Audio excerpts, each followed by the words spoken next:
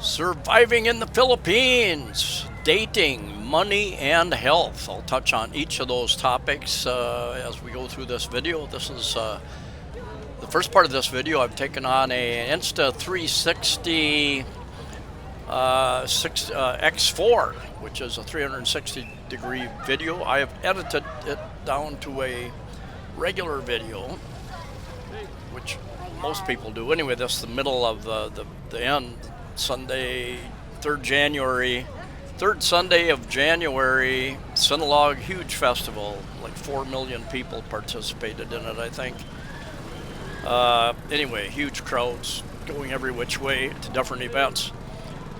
But anyway, let's talk about dating in the Philippines. You know, I know several people who met online, had a long-term relationship for a year or two, got engaged, got married very quickly when they got here after barely knowing the person other than online, and seemed to have a very good relationship many years later.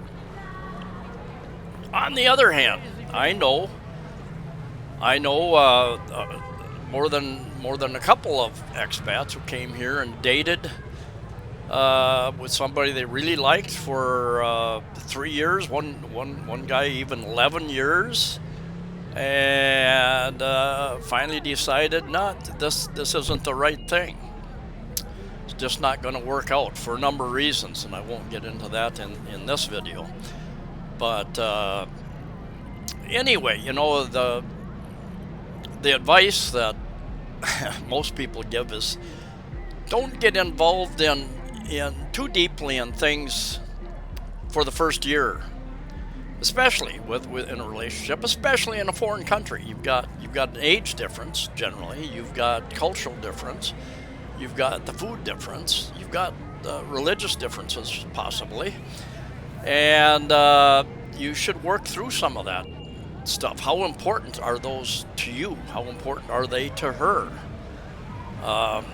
Who's going to compromise the most? Well, hopefully both of you will compromise. I've been here 9 years, 3 trips, 9 years in the Philippines, and people occasionally ask me, have the girls changed in the Philippines? Have they become more? Are there more scammers? And I would say yes, there are more scammers. They learn from their friends, and they learn how easy it is to scam the foreigners. Send me money, I need this, I need a phone, I need load, I need medicine for my mother. There are more scammers out there, and you can spend a year on a long-term relationship and find out that she was not only scamming you, but maybe several other people as well. You probably won't find that out, but anyway, it could be happening. There are a lot of sincere people here. There are a lot of sincere Filipinos. You know, about 115 million people in the Philippines. Half of those are females. So about 57 million females. Now, they aren't all in the age group that you're going to want to date, but let's just say times 25% in an age group that you might consider dating. I think that's about 14 million. Let's say about 20% of that, I think about 4 million, if my math is correct, something like that. Whatever. It's a lot of girls who would consider dating you, and a big percentage of those are very sincere. This is down by Carbone Market, downtown area. They have opened up a huge new food court down here, and we're going to walk through part of Carbone Market here in a bit. So surviving is to, as far as dating, is to take a little time. Don't be afraid to question, find out, get to know the person that you are dating. Let them know, because Filipinos will latch on to you very quickly and want to get into a very serious relationship. You know, I've experienced that, and many others have as well. And they don't understand the casual dating. A lot of them don't understand casual dating, what that's all about. So if that's something you want to do, be upfront about that. Hello, pet senor. And that segues right into our next topic, money. And I've done many cost of living videos over the years since 2016, and inflation takes a bite out of that budget, and a lot more than our in the U.S. the Social Security increases. Much more, especially if you're buying imported foods, because the exchange rate with the Philippine peso, all those imported foods cost more to bring in. The shipping has cost more because of wars around the world. But money, understand what your budget is, and I had the experience in my first year here where my Social Security didn't show up 1 month. And I waited a couple of weeks, and I called the Social Security Administration. They said, we sent you a letter. And we said that we determined that we had overpaid you because you didn't retire quite when you said you were going to. You continued to work, earned more money for a number of different reasons. They said, we're not going to send you a check for 6 months to even this all out. And I think my daughter probably just shredded my mail, so I never got it, never heard about it. And so anyway, think about what if your guaranteed income is disrupted for one reason or another. What are you going to do? Do you have access to some money or other accounts so that you can continue to live? And be careful with your budget too. Your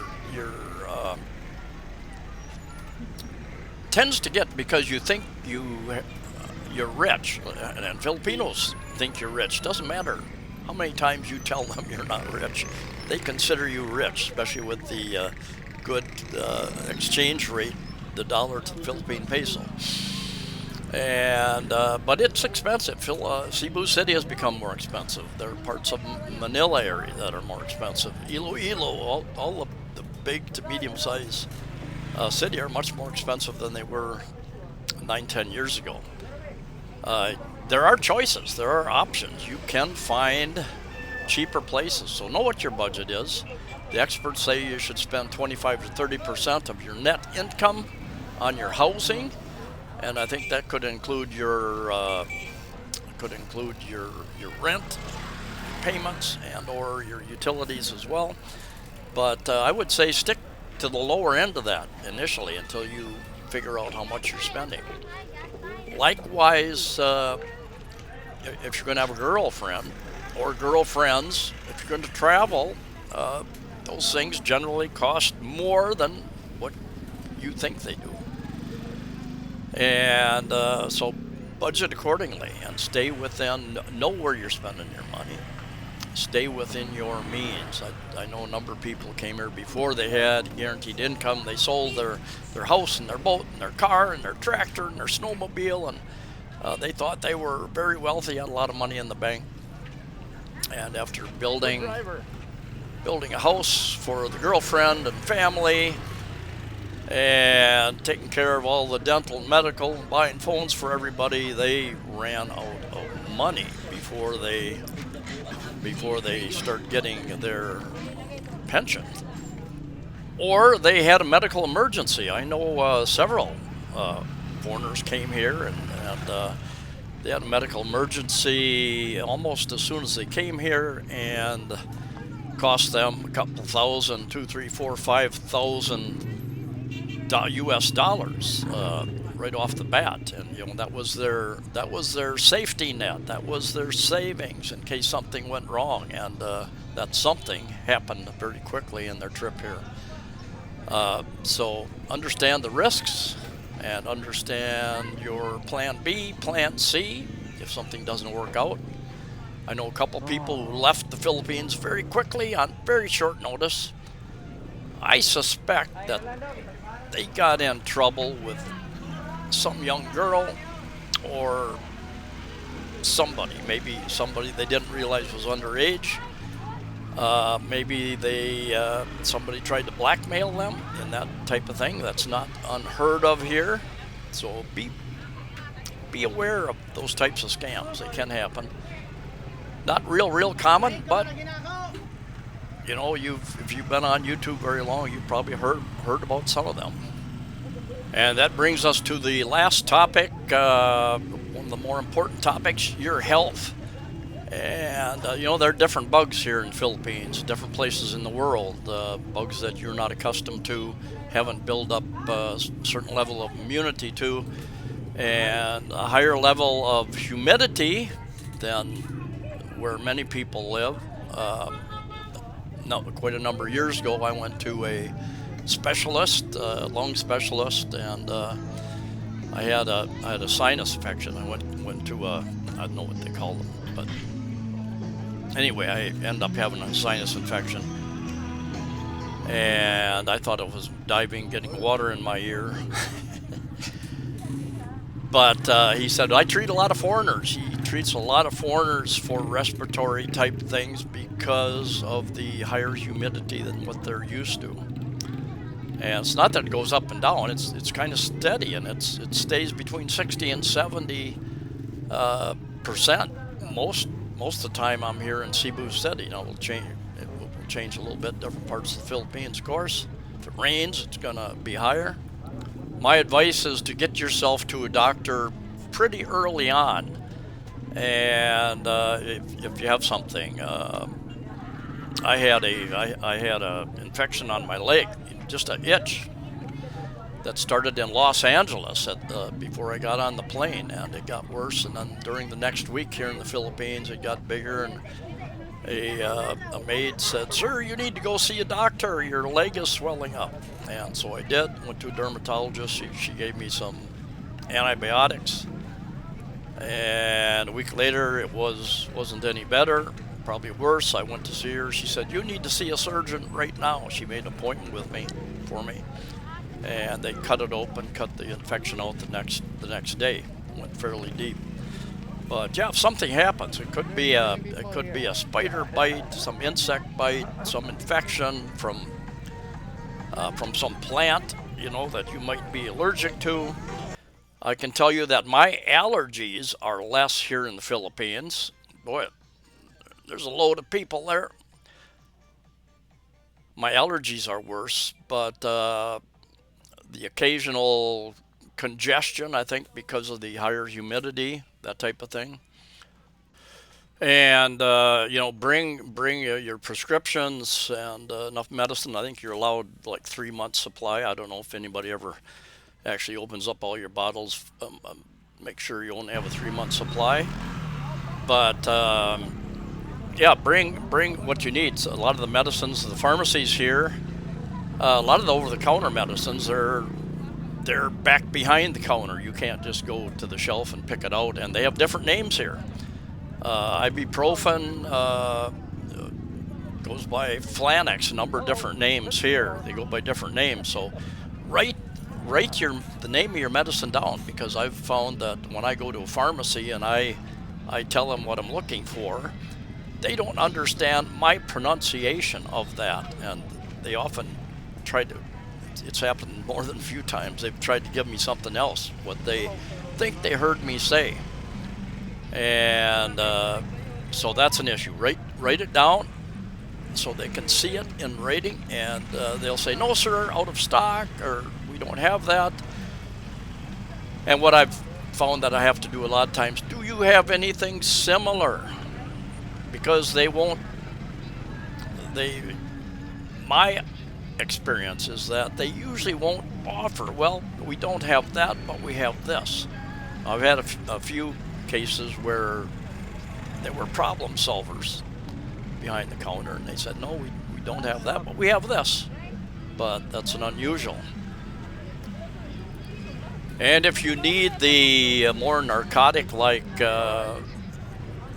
prescription medications, there's a lot of doctors cannot prescribe that. In fact, I had a friend that had real bad insomnia here, and he went and got a prescription from a doctor for sleeping pills, and he went to fill it, and I think he went to like 7 different places, and they didn't have it. But one place even told him that doctor doesn't have the authority to write those prescriptions. You need to go see a doctor that has the authority to write that. So he had to go back, find another doctor, get a new prescription.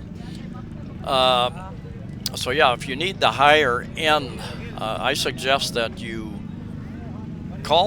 email some of the pharmacies here and ask them if they have it or something equivalent, a little bit about the costs and availability, what you need. Look at the crazy traffic. This is Carbone Market, huge public market.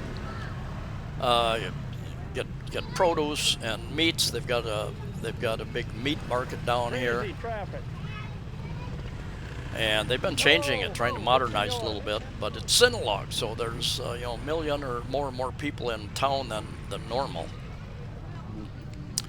But my girlfriend works around a lot of people, and so she's exposed to every little bug that is going around, and she'll usually bring it home. During the pandemic, the C word, I think I had that 2 or 3 different times, the different versions. One was like a bad flu, the worst one, and the other 2 were just kind of like a cold, but a little different than a cold type thing. I try to get as much of my nutrition from food as I can, but I take a multivitamin mineral from Kirkland Costco. Many years ago, it was rated as one of the most absorbable. I take vitamin C, 1,000 milligrams, a couple times a day. A lot of vitamin D, anywhere from 5 international units to 10 international units. And if there's something going around or I don't feel well, I bump that up. Anyway, I was buying some limes here, and relatively cheap. And then down the way, I bought some lemons. I make a lemon. I blend them up and I make ice cubes out of the whole lemon, including the peel. A lot of nutrients in that. But anyway, yeah, learn to take care of yourself, stay healthy. Drink a little bit of alcohol. It isn't the healthiest thing. I don't smoke. I exercise a little bit. I walk. So yeah, stay healthy. Do what you need to do. See the doctors when you need to see one. Take care, and I'll see you in the next video.